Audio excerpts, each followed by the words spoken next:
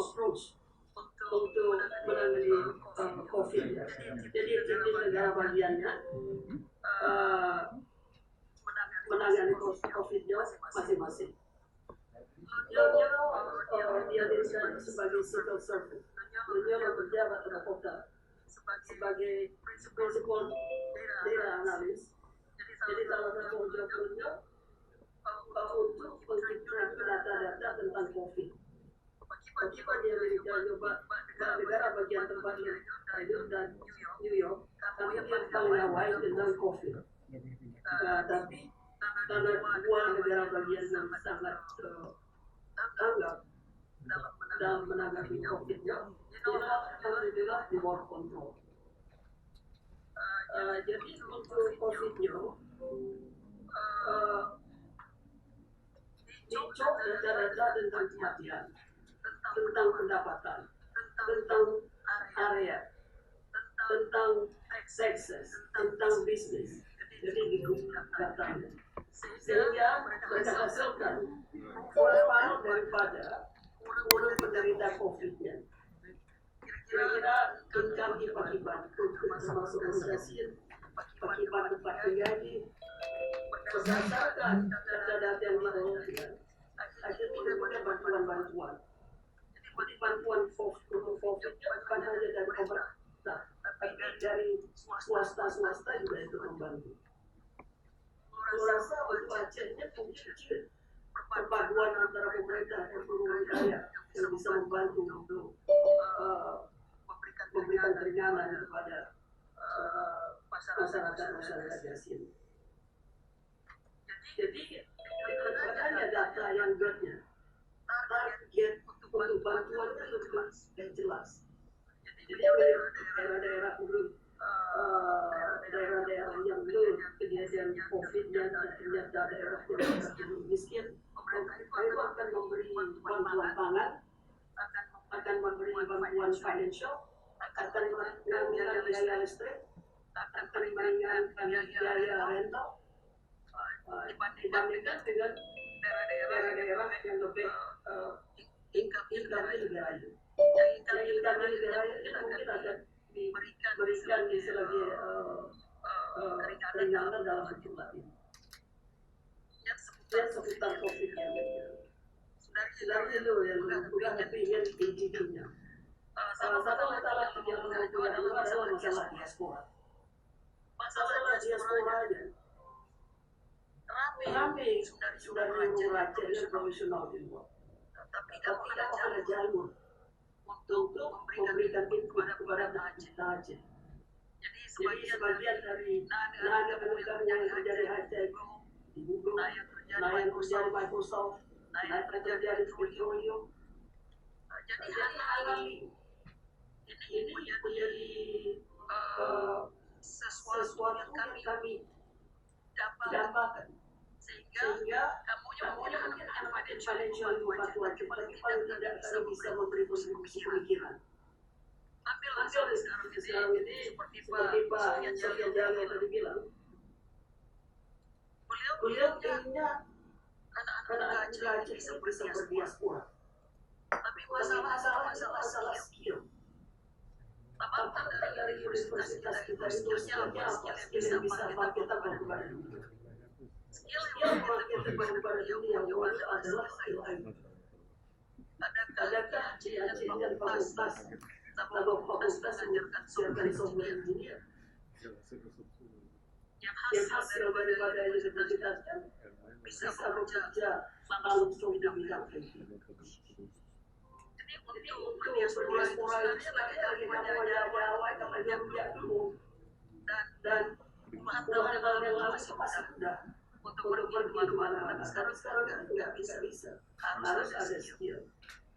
Dan skillnya juga harus yang panas, yang perlukan dunia. Yang kedua juga harus di tingkat universitas itu harus diajarkan bahasa Inggris karena itu bahasa komunikasi dunia. Cuma saya ingin melanjutkan bahwa setelah bertemu mungkin dengan rekan-rekan yang ada di belahan dunia lain, mungkin kami di luar sana akan mengadakan satu pertemuan menggalangan, menyatukan diaspora Aceh itu. Seperti rekan-rekan dikatakan itu banyak yang bekerja di perminyakan, ada yang bekerja di gas, di operation gas. Padahal kesempatan sekali bagi kita dulu itu tamatan dari usia itu yang tinggi dari gender itu bisa di-training dan dikirim-kirimkan, tapi tidak terjadi. Dan kami itu melihat itu bagaimana caranya untuk memberi training, setelah itu mereka bisa dikatakan. Tapi kami tidak bisa jauh menyampaikannya. Ini yang masalah yang paling dasar. Insya Allah setelah ini kita bisa ada connection.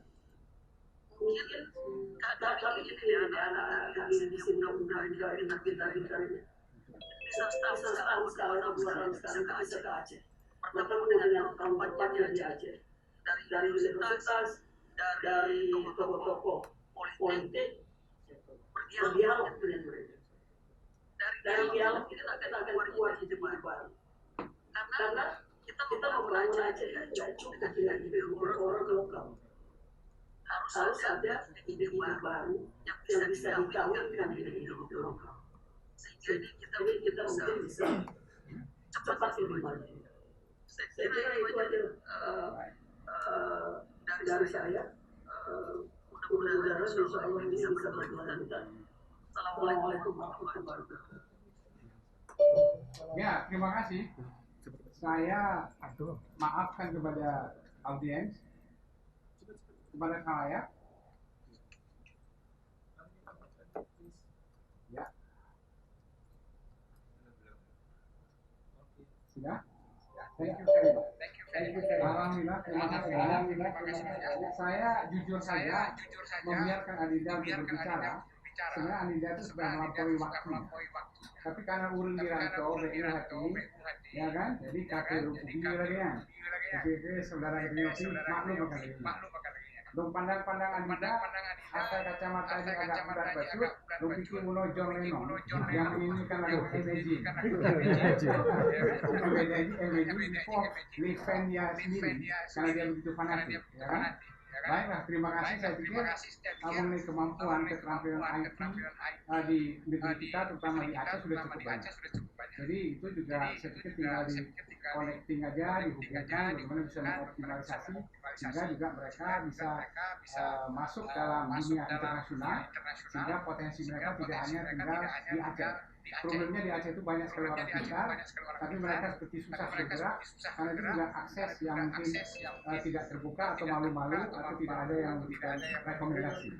Jadi saya pikir insya Allah dengan ini ide yang tadi itu mau diadakan pertemuan diaspora yang lebih fokus, insya Allah saya pikir kita dukung. Saya rasa demikian, dan kalau saya tidak salah di Amerika sekarang jam 1, jam berapa misalnya? Beda 12 jam, jam berapa? 14 jam. Jam berapa di sana? Jam 1. Ya betul, jam 1 tidak salah. Jadi jam 1. Jadi saya rasa bukan bilang sahur, sudah selamat pagi. Jadi kalau memang mau sahur, sudah boleh sahur juga bilang persiapannya. Terima kasih. Sekali lagi insya Allah kita bertemu dalam kesempatan yang lain. Selanjutnya saya persilakan Bapak Mayor Jenderal Perwira Bapak Sulaiman Habib. Bapak sudah siap di tempat? Pak Sulaiman? Kalau Pak Sulaiman belum siap, saya persilahkan kepada saudara saya Dr. Fakhri Ali. Saya persilahkan.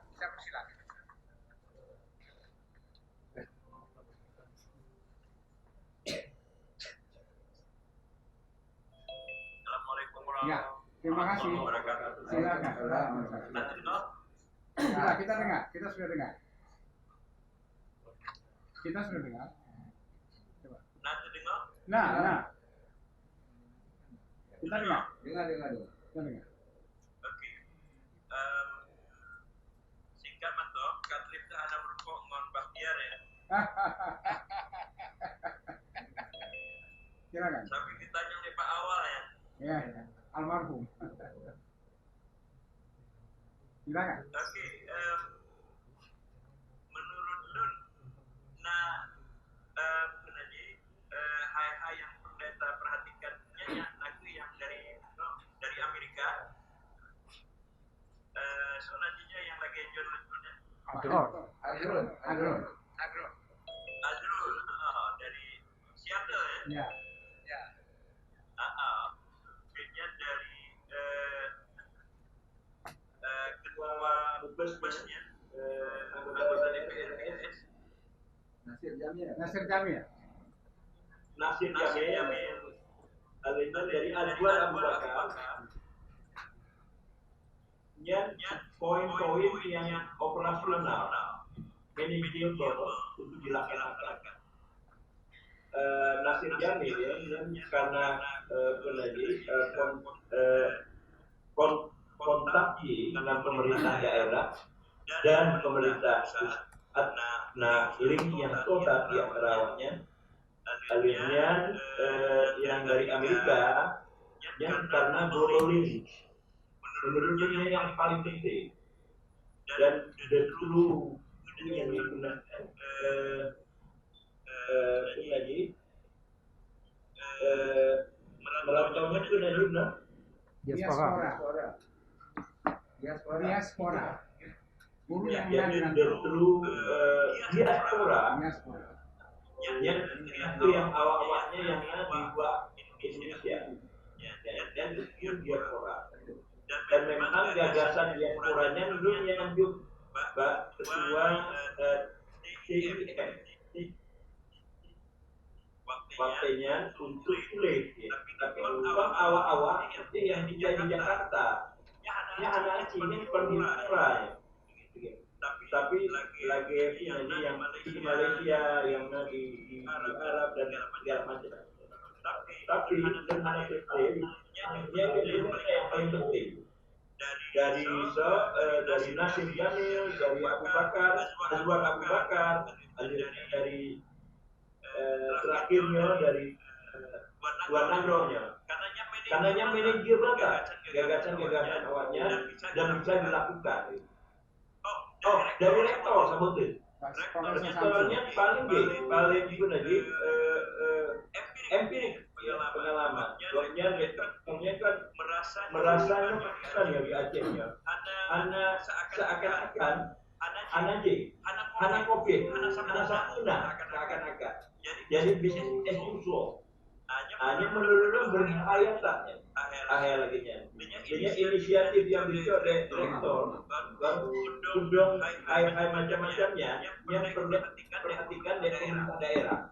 Nah, Azwar Abu Bakar ulang itu dinamika saat kita lagi dialog. Yang ego masing-masing adanya bersigo dua usapan antara Pemda, DPRD, non Bandung stakeholder yang berhubungan dengan topik dan tanya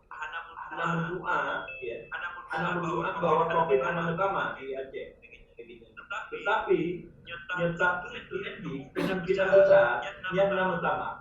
Pulau di Jakarta yang tak ada Indonesia, si Anies Baswedannya akibat aktif, tetapi COVID tetap utama lagi. Jadi dari macam-macam lebih baik tanya dulu non serius itu yang dibuka di awal-awalnya yang terima kasih. Assalamualaikum warahmatullahi wabarakatuh. Waalaikumsalam warahmatullahi wabarakatuh. Berlaku faktihan. Jadi beliau memang sangat spesialis untuk mengulas. Paling sedikit juga membantu tugas saya hari ini.